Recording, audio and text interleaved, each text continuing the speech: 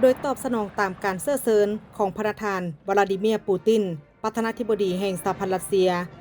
ประธานทองลุ้นศรีสุริตประธานประเทศแห่งสาธารณรัฐประชาธิปไตยประชาชนลาวได้นำพาคณะผู้แทนขั้นสูงของสาธารณรัฐประชาธิปไตยประชาชนลาวเข้าร่วมพิธีเฉลิมฉลองวันชัยชนะสงครามปกป้องปิตุภูมิครบรอบ 81 ปี ซึ่งได้จัดขึ้นในวันที่ 9 พฤษภาคม 2026 ที่นครหลวงมอสโกสหรัฐรัสเซียการเฉลิมฉลองวันชัยชนะสงครามปกป้องปิตุภูมิเป็นหนึ่งในเหตุการณ์ประวัติศาสตร์ที่สำคัญของรัสเซียและบรรดาประชาชาติ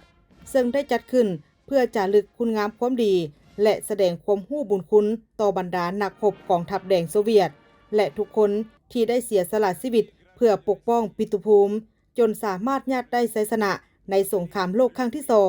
2ชัยชนะดังกล่าวถือเป็นความทะนงใจของประชาชนสหภาพโซเวียตในเมื่อก่อนก็คือสหพันธ์รัสเซียในปัจจุบัน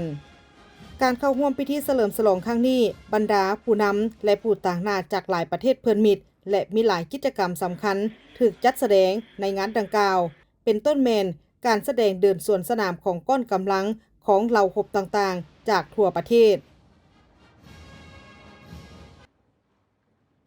ในโอกาสที่เข้าร่วมพิธีเฉลิมฉลองครั้งนี้ประธานทองลุ้นศรีสุริตประธานประเทศแห่งสาธารณรัฐประชาธิปไตยประชาชนลาวยังได้ถูกต้อนรับจากประธานวลาดิเมียร์ปูตินประธานาธิบดีแห่งสหพันธ์รัสเซียและพบปะแลกเปลี่ยนคำคิดเห็นด้วยบรรยากาศอันสร้างสรรค์และโกงไปโกงมาสองฝ่ายได้ตีราคาสูงต่อกับหมากผลของการร่วมมือของสองฝ่ายในหลายโครงเขตเวียกงานในระยะที่ผ่านมาการไปเข้าร่วมพิธีเฉลิมฉลองวันชัยชนะสงครามปกป้องปิตุภูมิของประธานทองลุ้นศรีสุริตประธานประเทศแห่งสาธารณรัฐประชาธิปไตยประชาชนลาวครั้งนี้แม้นได้รับการต้อนรับอย่างอบอุ่นและดำเนินไปอย่างมีผลสำเร็จอันจบงามตั้งแต่ต้นตลอดไป